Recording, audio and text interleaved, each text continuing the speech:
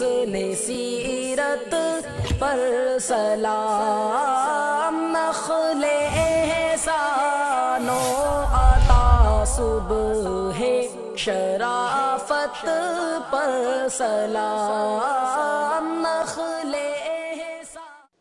ان الحمد للہ نحمده ونستعینه ونستغفره ونعوذ باللہ من شرور انفسنا ومن سیئات اعمالنا، من يهده الله فلا مضل له ومن يضلل فلا هادي له، واشهد ان لا اله الا الله وحده لا شريك له، واشهد ان محمدا عبده ورسوله، يا ايها الذين آمنوا اتقوا الله حق تقاته ولا تموتن الا وانتم مسلمون، يا ايها الناس اتقوا ربكم الذي خلقكم من نفس واحدة وخلق منها زوجها وبث منهما رجالا كثيرا ونساء، واتقوا الله الذي تساءلون به والارحام ان الله كان عليكم رقيبا، يا ايها الذين آمنوا اتقوا الله وقولوا قولا سديدا يصلح لكم اعمالكم ويغفر لكم ذنوبكم، ومن يطع الله ورسوله فقد فاز فوزا عظيما، اما بعد، رب اشرح لي صدري ويسر لي امري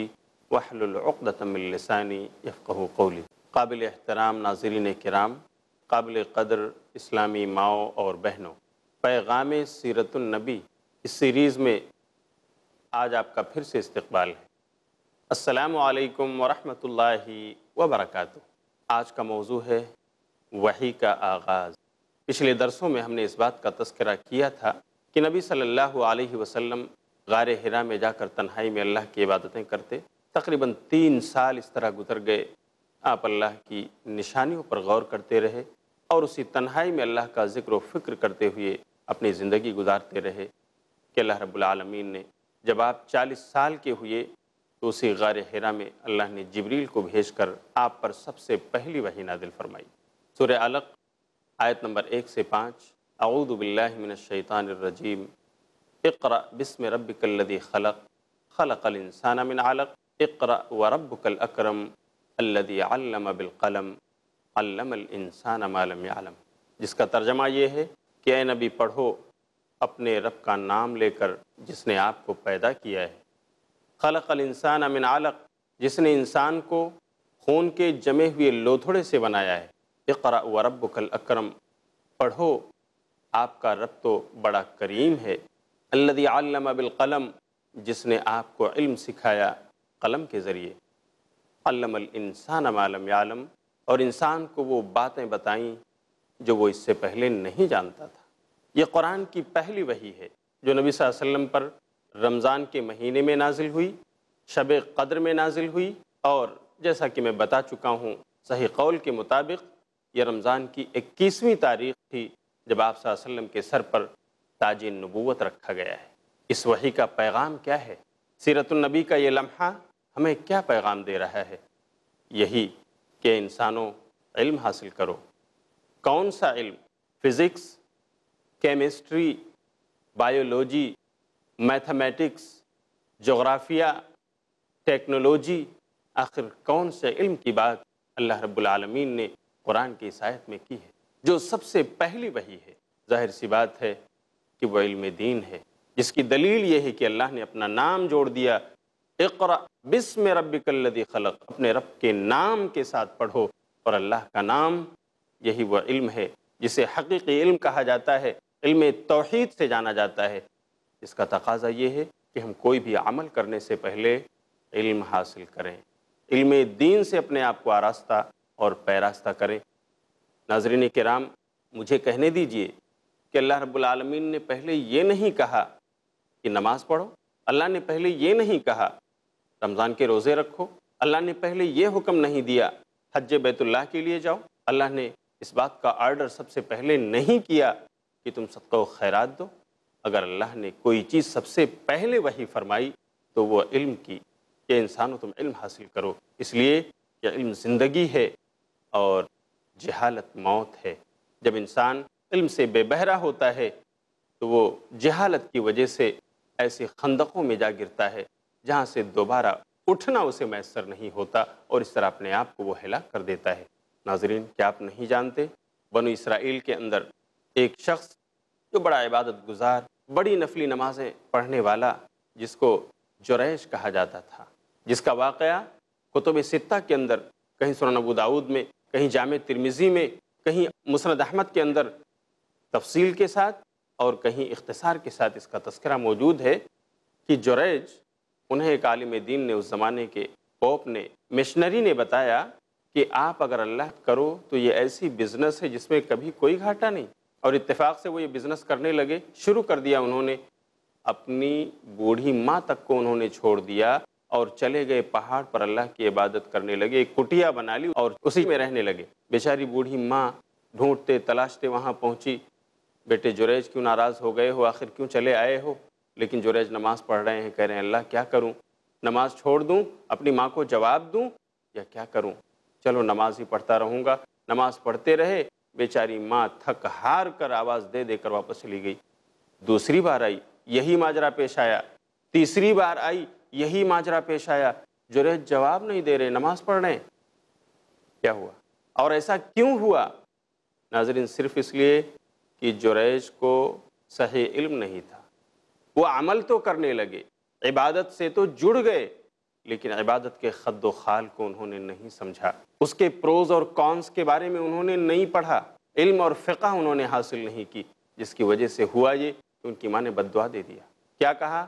اے اللہ میرے بیٹے جریج کو موت نہ آئے جب تک یہ کسی بدکار عورت کا منہ نہ دیکھ لے۔ ہوا یہ کہ جریج عبادت کر رہے ہیں، ماں کی بد دعا زبان سے نکلی، قبول ہو گئی، اور ایک فاحشہ عورت اسی معاشرے میں رہنے والی، اسی معاشرے کی جب اس کے ہاں بچہ پیدا ہوا، لوگوں نے سوال کر لیا کہاں سے لے کر آئی، کس کا بیٹا ہے یہ؟ تو اس نے جواب دیا کہ یہ بیٹا جریج کا ہے۔ سارے گاؤں کے لوگ، بستی کے لوگ حیرت زدہ ہیں، ارے جریج، وہ جریج جو اتنا متقی اور پرہیزگار اپنے آپ کو بتاتا، اللہ کی عبادت اور ریاضت میں اپنے آپ کو مشغول رکھتا ہے، اس کے یہ کارنامے؟ لوگ غصہ ہوئے اور جمع ہو کر کے گئے، جریج کو گھر سے زبردستی نکالا، ان کے دروازے کو توڑا، مار پیٹ شروع کر دی۔ جریج پوچھ بھی رہے ہیں آخر کیا ہوا، مجھے بتاؤ تو صحیح، لیکن کوئی بتانے کو تیار نہیں، پٹائی ہو رہی ہے، آخر لوگ مار مار کر جب تھک گئے تب انہیں چھوڑا۔ جریج کہہ رہے ہیں ذرا بتا دو آخر ایسا کیوں میرے ساتھ ہو رہا ہے، میرا جرم کیا ہے؟ لوگ کہتے ہیں کہ ارے یہ فاحشہ عورت، اس کے ہاں جو بیٹا ہوا ہے وہ تمہارا ہے، لیکن یہ الزام تھا، یہ ایک قسم کی تہمت تھی، یہ بات سچی نہیں تھی، یہ خلاف واقعہ معاملہ تھا۔ جریج نے کہا ٹھیک ہے، اگر یہی بات ہے تو اس عورت کو حاضر کرو، بچے کو لاؤ۔ لوگوں نے جمع کیا، جریج نے وضو کیا، نماز پڑھی، اللہ سے دعا کی اور بچے کو گود میں لے کر کہا اے بچے ذرا بتا، اللہ کے حکم سے بتا دے تیرا باپ کون ہے؟ بچہ بول پڑا، دودھ پیتا شیرخوار بچہ، اس عمر میں ہے جب بچے بولا نہیں کرتے، لیکن وہ بچہ جواب دیتا ہے، اپنی زبان کھولتا ہے اور کہتا ہے میرا باپ فلاں چرواہا ہے، جریج نہیں۔ سارے لوگ یہ جواب سن کر متعجب ہو جاتے ہیں، جریج کی شرافت کا اقرار کر لیتے ہیں، ان کی معصومیت پر ٹھپا لگ جاتا ہے، یہ بری ہیں اور یہ اس بدکار عورت کا الزام اور اس کی تہمت ہے۔ لیکن ناظرین کرام ذرا بتائیے اس جریج جیسے عبادت گزار بندے پر یہ تہمت کیوں لگی؟ یہ برے دن اس کو دیکھنے کیوں پڑے؟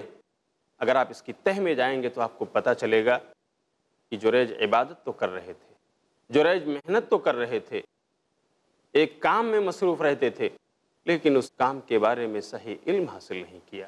آپ اندازہ کیجئے ہمارے نبی پر وحی جو سب سے پہلے نازل ہوئی وہ علم حاصل کرنے کے بارے میں، اور جگہ جگہ اللہ رب العالمین نے اپنے نبی کو یہ فرمایا کہ آپ علم حاصل کرو۔ ایک دوسری جگہ اللہ رب العالمین سورہ نحل کی آیت نمبر 19 میں اللہ فرماتا ہے فَعَلَمْ أَنَّهُ لَا إِلَهَ إِلَّا اللَّهُ وَاسْتَغْفِرْ لِذَنبِكَ، اے نبی اس بات کا علم حاصل کر لو کہ اللہ کے سوا کوئی لائق عبادت نہیں، وَاسْتَغْفِرْ لِذَنبِكَ، اور پھر اپنے گناہوں کی بخشش چاہو، یعنی عمل بعد میں کرو، بخشش مانگنا یہ ایک عمل ہے اور اس سے پہلے علم ہے، اللہ کی توحید کا علم حاصل کر لو۔ ناظرین کرام، پہلی وحی اس کا پیغام یہ ہے کہ ہمیں اپنے آپ کو، اپنی نسلوں کو، اپنے بچوں کو علم دین سے آراستہ اور مزین کرنا چاہیے۔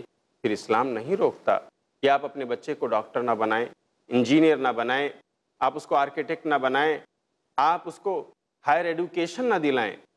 اسلام قطعاً آپ کے سامنے ڈیوائیڈر قائم نہیں کرتا، بلکہ اگر آپ علم دین کے ساتھ ساتھ یہ ہائر ایڈوکیشن بھی لیتے ہیں، آپ سماج اور معاشرے کے لیے ایک نفع بخش انسان بن سکتے ہیں۔ لیکن ہمیں اس تعلق سے بیداری لانے کی ضرورت ہے۔ ہماری قوم سو رہی ہے، دنیا طلبی میں وہ اس قدر آگے جا چکی ہے کہ بہت سارے خاندانوں نے تو اپنے بچوں کو قرآن تک پڑھنا نہیں سکھایا، انہیں عربی ریڈنگ تک نہیں آتی ہے۔ آج بہت سارے جوان ہمیں ملتے ہیں جو کہتے ہیں مولانا ذرا کوئی عالم دین بتائیے، ہمارے ماں باپ ہمیں نہ پڑھا سکے لیکن ہم چاہتے ہیں خود قرآن پڑھنا سیکھ لیں، ہمیں کوئی عربی ریڈنگ بتا دے، ناظر قرآن ہمیں آ جائے۔ میرے بھائیو، یہ کیسا لمحہ فکریہ ہے۔ ناظرین کرام، ہمیں اس تعلق سے غور کرنا ہوگا، اور سیرت النبی کا یہ پیغام ہے، پہلی وحی، اس کا یہ میسج ہے کہ ہمیں علم دین سے اپنے آپ کو، اپنے گھر والوں کو، اپنی نسلوں کو اس سے مزین کرنا چاہیے۔ اسی میں دنیا کی بھی کامیابی ہے اور انشاءاللہ آخرت کی بھی۔ باتیں اور بھی ہیں، ہوتی رہیں گی، لیکن وقت ہو گیا چھوٹے سے وقفے کا۔ میں یوں گیا اور یوں آ گیا۔ آپ بیٹھے رہیے۔ السلام علیکم ورحمۃ اللہ وبرکاتہ۔ رحمت للعالمین کے الحمدللہ والصلاۃ والسلام علی رسول اللہ۔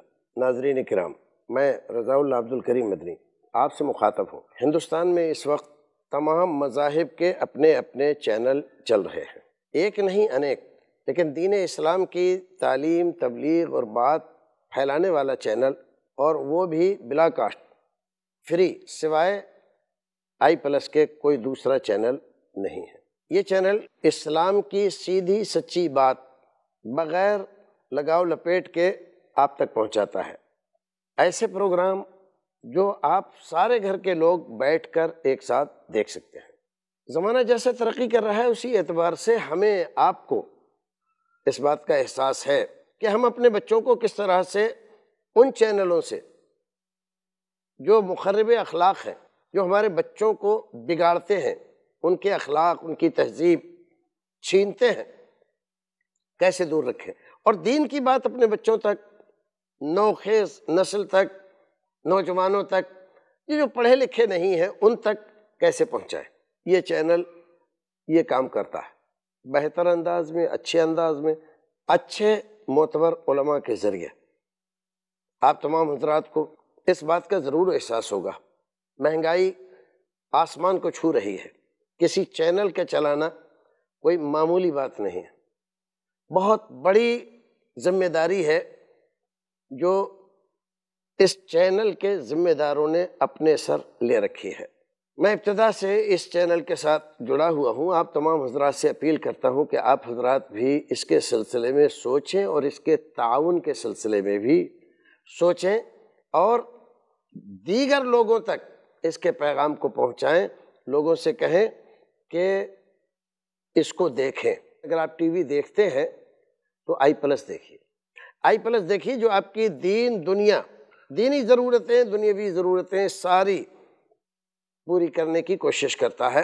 اگر آپ کی دلچسپی قائم رہی تو مزید اس میں دلچسپ، بہتر، اچھے اور سماجی ضرورتوں کے پروگرام شامل کیے جائیں گے۔ آپ تمام حضرات سے درخواست ہے کہ اس کے پیغام کو عام کرنے کے لیے آگے بڑھ کر آئیے، اس کا دامے درمے سخنے قلمے ہر طرح سے تعاون کریں تاکہ یہ پیغام گھر گھر پہنچے اور در در پہنچے۔ اللہ رب العزت ہمیں آپ کو نیک عمل کرنے کی توفیق عطا فرمائے، اور اس کے ذمہ داروں کو ہمت اور حوصلہ دے کہ وہ حوصلہ شکن حالات میں بھی مضبوطی کے ساتھ، ہمت اور حوصلے کے ساتھ کھڑے رہیں اور اس پیغام کو دور دور تک پھیلانے کی کوشش کریں۔ پروردگار ہماری کوششوں کو شرف قبولیت سے نوازے۔ آئی پلس ٹی وی کے سپورٹر بننے کے لیے ابھی کال کریں 9588888826 پر۔ رحمت للعالمین کے محترم ناظرین کرام اور معزز خواتین اسلام، میں دوبارہ آپ کے سامنے حاضر ہو چکا ہوں۔ آپ کا استقبال ہے۔ السلام علیکم ورحمۃ اللہ وبرکاتہ۔ محترم ناظرین، میں آپ کو بتا رہا تھا کہ نبی صلی اللہ علیہ وسلم پر جو پہلی وحی نازل ہوئی اس کا پیغام ہے علم۔ اے انسانوں، علم حاصل کرو، جب یہ وحی آپ پر نازل ہوئی اور جبریل علیہ الصلوۃ والسلام سے آپ کو یہ باتیں ملیں، تو دوسرا رخ اس کا یہ تھا کہ آپ ایک انسان ہونے کے ناطے اس واقعہ کے پیش آنے کے بعد پریشان ہو گئے۔ آپ اپنے گھر آئے اور اپنی بیوی حضرت خدیجہ سے سارا ماجرا کہہ سنایا۔ محترم ناظرین، میں آپ کو اس کا پیغام بتانا چاہوں گا۔ ایک وفادار بیوی، اس کے کلمات کیا تھے، اس میں ہمارے لیے کیا پیغام ہے، ہمارے معاشرے کی خواتین کے لیے کیا پیغام ہے کہ اگر کسی کا شوہر تھکا مادہ اپنی روزی روٹی سے، اپنے سفر سے واپس آئے، گھر پہنچ رہا ہو، پریشان لگ رہا ہو، تو ایک بیوی کو اس کا استقبال کیسے کرنا چاہیے، ایک بیوی کو اس کی تکلیفیں کیسے بانٹنی چاہیے، اور ایک بیوی کو کس طرح سے اپنے شوہر کو دلاسا دینا چاہیے۔ آئیے ہم سیکھتے ہیں آپ کی پیاری وفادار بیوی حضرت خدیجہ رضی اللہ تعالیٰ عنہ سے۔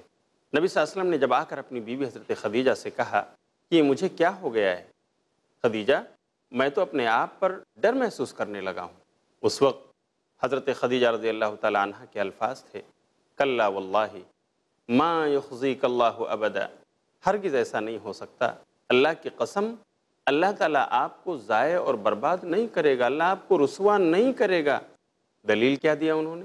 انک لتصل الرحم، اس لیے کہ آپ رشتہ داریاں جوڑتے ہو، وتحمل الکل، آپ کمزوروں کا بوجھ اٹھاتے ہو، وتکسب المعدوم، آپ نہ کمانے والے کے لیے کماتے ہو، وتقری الضیف، مہمانوں کی مہمان نوازی کرتے ہو، وتعین علی نوائب الحق، حق کی راہ میں آنے والی پریشانیوں پر آپ دوسروں کی مدد کرتے ہو، آخر اللہ آپ کو رسوا کیسے کر سکتا ہے؟ سبحان اللہ، کیا کلمات ہیں، کیا جملے ہیں، کیا انداز ہے، کیا طور اور طریقہ ہے، کیسا لب و لہجہ ہے، ایک ایک جملہ اللہ کی قسم ناظرین اپنے آپ میں ایک موضوع ہے۔ نبی صلی اللہ علیہ وسلم کے ان اوصاف کو آپ کے سامنے رکھ کر وہ حوالے دے رہی ہیں کہ ہمارے سرتاج آپ کو ڈرنے کی ضرورت نہیں، آپ کو دلاسا دے رہی ہیں، اے ہمارے شوہر آپ کو غم زدہ ہونے کی ضرورت نہیں ہے۔ اس انسان کے اندر ایسے نیک اوصاف ہوں، رشتہ داریوں کو جوڑنے والی بات ہو، لوگوں کا بوجھ اٹھانے والی صفت اس کے اندر ہو، وہ لوگوں کی مہمان نوازی میں آگے آگے رہتا ہو، وہ نہ کمانے والوں کے لیے کما کر کے دیتا ہو، وہ لوگوں کے حق کی راہ میں آنے والی پریشانیوں پر ان کی مدد کرتا ہو، آخر اللہ ایسے کو کیوں کر برباد کر سکتا ہے، ایسے کو اللہ رسوا کیوں کر سکتا ہے؟ آپ کے ساتھ ایسا معاملہ نہیں ہوگا۔ یہ ساری صفات وہ صفات ہیں جو نبی صلی اللہ علیہ وسلم کے اندر پہلے سے موجود تھیں۔ نبوت کا تاج آپ کے سر پر آنے سے پہلے بھی آپ رشتہ داریاں جوڑتے تھے، آپ لوگوں کا سہارا بنتے تھے، آپ حق کی راہ میں آنے والی پریشانیوں پر لوگوں کی مدد کرتے تھے، بلکہ مجھے کہنے دیجئے نبی صلی اللہ علیہ وسلم مکے والے زمانے جاہلیت میں جن اوصاف سے، جو بری خصلتیں ان میں تھیں، جو برے اوصاف ان میں تھے، نبی صلی اللہ علیہ وسلم ان سے بہت دور تھے، آپ کبھی بھی ان کا ساتھ اس میں نہیں دیتے، بلکہ نبی صلی اللہ علیہ وسلم ہمیشہ ان چیزوں کو ناپسند کرتے تھے جو زمانے جاہلیت میں ان کے اندر رائج تھی۔ ایک بار کا واقعہ تو یہ ہے، آپ صلی اللہ علیہ وسلم کے بارے میں یہ بھی آتا ہے، جیسا کہ رحمۃ للعالمین اور الرحیق المختوم کے سیرت نگار شیخ صفی الرحمن مبارک پوری رحمۃ اللہ علیہ نے ذکر کیا ہے کہ نبی صلی اللہ علیہ وسلم نے نبی بنائے جانے سے پہلے عام طور سے تو آپ ان کے برے اوصاف کو ناپسند کرتے، ان کے شرک کو، ان کی بت پرستی کو، ان کے اوہام پرستی، ان تمام چیزوں کا ساتھ آپ نہیں دیتے تھے، لیکن ایک آدھ بار آپ کا ارادہ جب ہوا بھی کہ چلو یہ مکے میں گانے اور بجانے ہوتے ہیں اسے سن کر آؤں، اور نبی صلی اللہ علیہ وسلم خود کہتے ہیں کہ میں بکریاں چراتا تھا اور میں نے اپنے ساتھی لڑکے کو کہا کہ دیکھو یہ میری بکریاں دیکھ لینا تم آج، میں ذرا مکے جا کر کے ان کا جو گانا بجانا ہے وہ ذرا سن کر آتا ہوں۔ نبی صلی اللہ علیہ وسلم کہتے ہیں میں گیا، میں نے ارادہ کیا اور میں چلا، راستے سے گزرتے ہوئے میں نے جب آواز سنی تو وہاں ایک جگہ میں بیٹھ گیا، کہتے ہیں جیسے میں بیٹھا اللہ رب العالمین نے میرے کان بند کر دیے، آواز ہی نہیں سنی جا رہی، اس کے بعد مجھے نیند آ گئی اور میں سو گیا، سونے کے بعد اٹھتا ہوں تو ساری چیزیں ختم ہو چکی ہیں، پھر میں اپنے کام پر لگ گیا۔ نبی صلی اللہ علیہ وسلم کہتے ہیں دوبارہ بھی دوسرے دن میں نے یہی ارادہ کیا اور میں گیا، میرے ساتھ پھر وہی واقعہ پیش آیا، اس کے بعد سے میں کبھی بھی میں نے ایسا ارادہ ہی نہیں کیا کہ جا کر میں ان کے گانے اور بجانے میں شریک ہوں، میں ان سے ہمیشہ دور دور رہا۔ یہ آپ کے اندر جو اوصاف حمیدہ تھے، یہ نبوت سے پہلے آپ کے اندر کوٹ کوٹ کر بھرے ہوئے تھے، جس کی تعریف آج آپ کی پیاری بیوی حضرت خدیجہ رضی اللہ تعالیٰ عنہ کہہ رہی ہیں، اور یہ کہہ کر آپ کو دلاسا دے رہی ہیں کہ ایک انسان جو ایسے اعلیٰ اخلاق کا حامل ہو، جو ایسے اچھے اوصاف رکھتا ہو، اللہ تعالیٰ کبھی بھی اس کو ضائع اور برباد نہیں کرے گا۔ اور یہی وہ چیز ہے جس کی شہادت قرآن کریم نے دی ہے، وَإِنَّكَ لَعَلَىٰ خُلُقٍ عَظِيمٍ، اے نبی آپ تو اخلاق کے عظیم مرتبے پر فائز ہو۔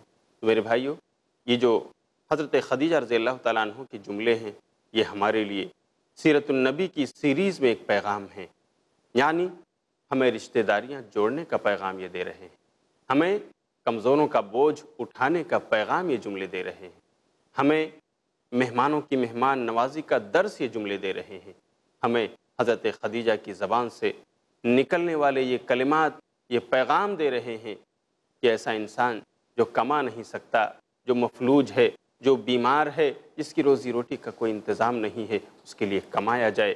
حضرت خدیجہ کے یہ الفاظ ہمیں پیغام دے رہے ہیں کہ اگر حق کی راہ میں لوگوں کے ساتھ پریشانیاں آئیں، جو لوگ خود سے نہ جھیل سکتے ہوں، نہ اٹھا سکتے ہوں، ان کا ساتھ دیا جائے اور ان کی پریشانیوں کو دور کرنے کی کوشش کی جائے۔ یہ حضرت خدیجہ کے کلمات اور جملوں کا پیغام ہے، اور یہی پیغام سیرت النبی ہے۔ اللہ تعالیٰ ہمیں اسے سمجھنے کی توفیق عطا فرمائے۔ ہمارے نبی صلی اللہ علیہ وسلم پر یہ پہلی وحی نازل ہونے کے بعد آپ پر وحی کا سلسلہ بند ہو گیا، کچھ دنوں کے لیے بندش لگ گئی۔ حافظ ابن حجر رحمۃ اللہ علیہ اپنی کتاب فتح الباری جلد نمبر 1 کے صفحہ نمبر 27 پر لکھتے ہیں کہ وحی کا جو یہ سلسلہ بند ہو گیا، اس میں حکمت اور مصلحت تھی۔ اللہ رب العالمین نے کسی حکمت کے پیش نظر اس بات کو بند کیا تھا، اور غالباً وہ چیز یہ ہے کہ نبی صلی اللہ علیہ وسلم جو ابھی وحی کے نازل ہونے کی وجہ سے بہت زیادہ خوف زدہ ہو گئے ہیں، ڈر گئے ہیں، وحی ابھی بند کر دی جائے تاکہ یہ خوف جاتا رہے، یہ ڈر آپ سے رخصت ہو جائے اور آپ میں دوسری وحی آنے کا شوق پیدا ہو جائے۔ چنانچہ ہوا یہی کہ ایک فترے تک وحی کا سلسلہ رکا رہا، اسی لیے اتنے عرصے کو جتنے میں وحی کا سلسلہ بند رہا اس کو فترہ وحی کہا جاتا ہے۔ دوسری وحی آپ پر کب نازل ہوئی؟ شاید یہ سوال آپ کے ذہنوں میں کھٹک رہا ہو۔ دوسری وحی آپ پر اس وقت نازل ہوئی جب آپ مکہ کے ایک بازار اجیاد سے گزر رہے تھے کہ اتنے میں آپ کو ایک آواز سنائی دی۔ آپ نے اپنا سر اوپر اٹھایا، آسمان کی طرف دیکھا تو آپ دیکھتے ہیں کہ حضرت جبریل آسمان اور زمین کے بیچ ایک کرسی لگا کر بیٹھے ہوئے ہیں۔ اس کے بعد آپ صلی اللہ علیہ وسلم اپنا سر نیچے کر لیتے ہیں۔ آئیے ہم اس چیز کو خود نبی صلی اللہ علیہ وسلم کی زبان سے سنتے ہیں۔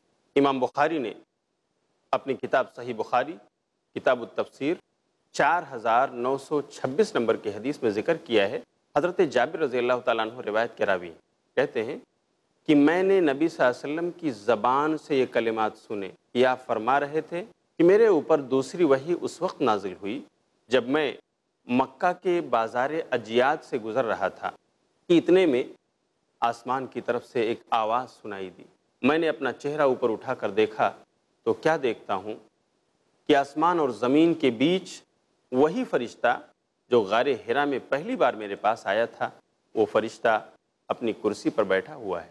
اس کی وجہ سے میں خوف زدہ ہو جاتا ہوں اور اپنا سر نیچے جھکا لیتا ہوں، اور پھر آپ صلی اللہ علیہ وسلم پر قرآن کی یہ آیتیں اترتی ہیں، 5 آیتیں سورہ مدثر کی، اعوذ باللہ من الشیطان الرجیم، یا ایہا المدثر قم فانذر وربک فکبر وثیابک فطہر والرجز فہجر۔ سورہ مدثر کی یہ 5 آیتیں دوسری وحی ہیں جو آپ صلی اللہ علیہ وسلم پر اترتی ہیں، اور اس کے بعد آپ پھر آتے ہیں اور کہتے ہیں دثرونی دثرونی، مجھے چادر اڑھا دو، مجھے چادر اڑھا دو۔